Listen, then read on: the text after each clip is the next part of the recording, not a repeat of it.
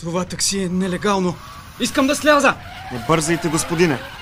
Пътуването ни едва сега започва. Отскоро в София върлуваше бандата на копърките. Те изтезаваха клиентите си и ги лангъркаха из града до припадък. Помощ! Техен лидер бе Копърмен, най-садистичният от всички копърки. Извинете, господине, возията е малко твърда. Той изтезаваше и ограбваше жертвите си без никаква милост. Благодаря ви и успешен ден. Тук се налага да се прикачите на трамвай седмица, господине. Няма да чакате дълго. Първият вече лети към нас. Трамваят всеки момент щеше да премаже задната част на автомобила, където бе пътникът. Отворете! Но това не бе обикновен трамвай. Кой си ти? Ватман, разкажи на другите копърки за мен. Тази нощ наглата банда на Копърмен е била атакувана от летящ трамвай, управляван от мистериозен Ватман. Колега! Логото! Та пак! Изпуснахме истинска сензация! Наврях ти логото почти в лицето! Защо не го снима? Трудно ми е да ти обясня. Да пинем по едно след работа. Забрави!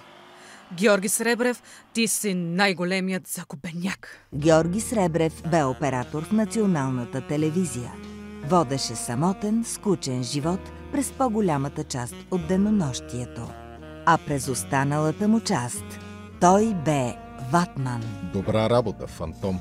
Сега трябва да разкараме този грим и да те позакърпим. Нощем Ватман пазеше улиците на София фентази от разбойници и подли типове, яхнал верния си Фантом. Сега си готов за нови подвизи, приятел. За Първи канал от мястото на събитието предаде Милена Драгиева. Браво, Миленче! Браво, моето момиче! Дръси очите затворени, шефче.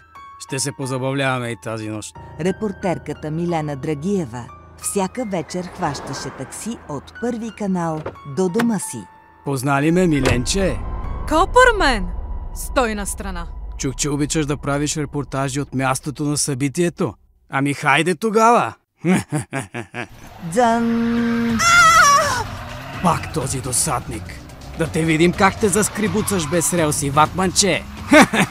Но Фантом не бе обикновен трамвай, а хай-тек машина, която Ватман управляваше с апликация на телефона си. Underground Rails Activation Confirmed. Дръж се, момче. По улиците на София бяха разположени подземни релси, които излизаха на повърхността по команда на Ватман. Но Копърмен не си поплюваше. Той вече летеше към огромния блок Китайска стена в зона Б5. Пиленце!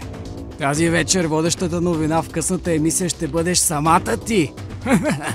Моля те, Копърмен! Копърмен летеше към блока, а Милена към смъртта. И тогава Фантом проби блока и посрещна таксито с огромна въздушна възглавница.